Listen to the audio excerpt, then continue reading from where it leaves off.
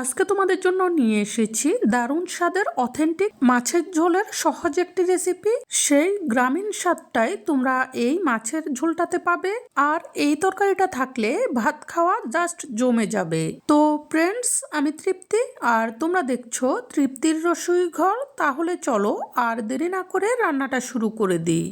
আর রেসিপিটি সম্পূর্ণ জানতে স্কিপ না করে পুরো ভিডিওটির সাথেই থাকো। তো প্রথমেই তরকারিটি রান্না করার জন্য আমি এখানে 7 পিস কাতল মাছ নিয়েছি। তোমরা চাইলে তোমাদের পছন্দ অনুযায়ী এখানে অন্য যে কোনো মাছ নিতে পারো। এই মাছগুলোকে আমি আগেই ধুয়ে পরিষ্কার করে নিয়েছি। এখন এই মাছগুলোতে হাফ চা চামচ লবণ এবং হাফ চা চামচ হলুদের গুঁড়ি দিয়ে দিব। আর এগুলোকে ভালোভাবে মাখিয়ে নিব, যাতে করে লবণ এবং হলুদের গুঁড়িগুলো মাছের গায়ে ভালোভাবে লেগে যায়। মাখানো হয়ে গেলে এগুলোকে আমি সাইডে রেখে দিব। আর একটি মিক্সারের বাটিতে একটি পেস্ট তৈরি করে নিব। সেজন্য বাটিতে নিয়ে নিব মাঝারি সাইজের একটি পেঁয়াজ, এরকম টুকরা করে নিয়েছি। সেগুলো দিয়ে দিচ্ছি 1 টেবিল চামচ মতো রসুন কুচি, একটি টমেটো এরকম ছোট করে টুকরা করে রেখেছি সেইগুলো, 3টি কাঁচামরিচ ভেঙে দিয়েছি, 1 চা চামচ সাদা সরিষা দিয়ে দিচ্ছি, আর অল্প করে দিয়ে দিব কিছু ভাজা বাদাম। এখন অল্প করে জল দিয়ে এগুলোকে মিক্সারে ভালোভাবে মিক্স করে নিব। মিক্স করার পর দেখো এগুলো খুব সুন্দরভাবে মিক্স হয়ে গেছে। এখন এগুলোকে সাইডে রেখে দিয়ে আমি চুলায় একটি কড়াই বসিয়ে দিব। কড়াইয়ে দিয়ে দিব অল্প করে সরিষার তেল। তোমরা চাইলে এখানে সয়াবিন তেলও দিতে পারবে, কিন্তু সরিষার তেল দিলে তরকারিটা বেশি মজার হয়। তেলটা ভালোভাবে গরম হলে এখানে আমি মাছগুলো ভেজে নিব। কড়াইটা ছোট হওয়ার কারণে সবগুলো মাছ একসাথে দিতে পারবো না, সেজন্য 2 বারে ভেজে নিব। আর অবশ্যই এই পর্যায়ে চুলার আগুনটি বাড়িয়ে রাখতে হবে, এতে করে মাছগুলো উপরে লাল হয়ে ভাজি হবে আর ভিতরে নরম থাকবে। এই মাছটা পরবর্তীতে তরকারিতে খেতে অনেক মজা লাগবে আর সফট লাগবে। এভাবে মাছগুলো ভাজি হয়ে গেলে এগুলোকে আমি কড়াই থেকে নামিয়ে নিব, আর বাকি মাছগুলোকেও এভাবে ভেজে নিব। এরপর কড়াইটিকে ধুয়ে আবার বসিয়ে দিব, আর এখানে দিয়ে দিব হাফ কাপ পরিমাণ সরিষার তেল। তেলটা ভালোভাবে গরম হলে এখানে আমি ফোড়ন দিব। দিয়ে দিচ্ছি কিছু কালো জিরে, 1 টুকরা তেজপাতা আর 4টি কাঁচামরিচ ফালি করে। এরপর পেস্ট করে রাখা মশলাগুলো দিয়ে দিব। এগুলো দিয়ে মিক্সারটা ধুয়ে একটু জল দিয়ে দিব। এরপর এগুলোকে একটু নেড়ে দিচ্ছি, না হলে নিচে পুড়ে যাবে। নেড়ে দেওয়ার পর এখানে আমি বাকি মশলাগুলো দিয়ে দিব।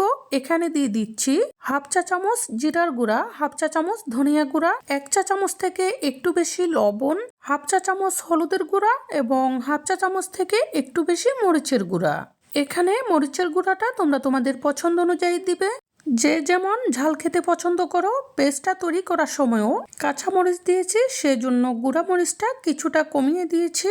এখন চুলার আগুনটি মিডিয়াম থেকেও কমিয়ে রেখে একটু সময় নিয়ে এই মশলাগুলোকে সুন্দর করে কষিয়ে নিব, যাতে করে পেঁয়াজ, রসুন এবং টমেটোর কাঁচা গন্ধটা চলে যায়। আর এই কষানোর উপরে তরকারির স্বাদটা বেশিরভাগটাই নির্ভর করবে। এই পর্যায়ে আমি তোমাদের কাছে একটি রিকোয়েস্ট রাখছি, তোমরা যারা আমার চ্যানেলে নতুন এসেছো, সকল ধরনের রান্নার সহজ এবং সুস্বাদু রেসিপিটি পেতে আমার চ্যানেলটি সাবস্ক্রাইব করে রেখো।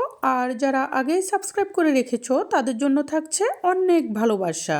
মশলাটা কষানো হয়ে গেলে এর থেকে সুন্দর সুগন্ধ আসবে। এ পর্যায়ে ঝোলের জন্য পরিমাণ মতো জল দিয়ে এরপর এগুলোকে নেড়ে মিশিয়ে দিয়ে এখানে আমি ভেজে রাখা মাছগুলো দিয়ে দিব। মাছগুলো দেওয়ার পর এগুলোকে নেড়ে একটু মিশিয়ে দিব আর ফুটে ওঠার জন্য অপেক্ষা করব। ফুটে উঠলে এগুলোকে ঢাকনা দিয়ে দিব।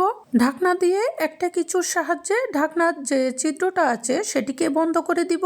এখানে আমি একটি কাঁচামরিচকে ভেঙে এর মাথার দিকের টুকরাটা দিয়ে ছিদ্রটি বন্ধ করে দিয়েছি। এতে করে তরকারির স্বাদ এবং সুগন্ধটা বজায় থাকবে। 10 মিনিট চুলার আগুনটি ডিম করে এভাবে বসিয়ে রাখার পর ঢাকনাটি তুলে নিব। এরপর চুলার আগুনটি একটু বাড়িয়ে দিয়ে এগুলোকে হালকাভাবে একটু নেড়ে দিচ্ছি, যাতে করে নিচে লেগে না যায়। এরপর এখানে দিয়ে দিব উপরে অল্প করে কিছু ধনেপাতা কুচি ছড়িয়ে, এতে করে তরকারির স্বাদ এবং সুগন্ধটা একদম পারফেক্ট হবে। এখন আলতো হাতে নেড়ে এগুলোকে মিশিয়ে দিব, আর একটু ফুটে উঠলে চুলার আগুনটি নিভিয়ে দিব। একটি বাটিতে তরকারিটা ঢেলে নিব। কিছুটা ঠান্ডা হলে এটি পরিবেশনের জন্য সম্পূর্ণ প্রস্তুত হবে। গরম গরম ভাতের সাথে এই তরকারিটা জাস্ট জমে যাবে। তোমরা অবশ্যই একবার এই তরকারিটা ট্রাই করে দেখো। বারবার শুধু এভাবেই মাছ রান্না করে খেতে ইচ্ছে করবে। যদি রেসিপিটি তোমাদের পছন্দ হয়ে থাকে অবশ্যই লাইক, কমেন্ট এবং সাবস্ক্রাইব করে সাপোর্ট করবে আরও নতুন নতুন রেসিপি উপহার পাওয়ার জন্য। এই বলে আজকের মতো এখানেই বিদায় নিচ্ছি। পরবর্তীতে চলে আসবো নতুন কোনো রেসিপি নিয়ে। সেই পর্যন্ত সবাই ভালো থেকো।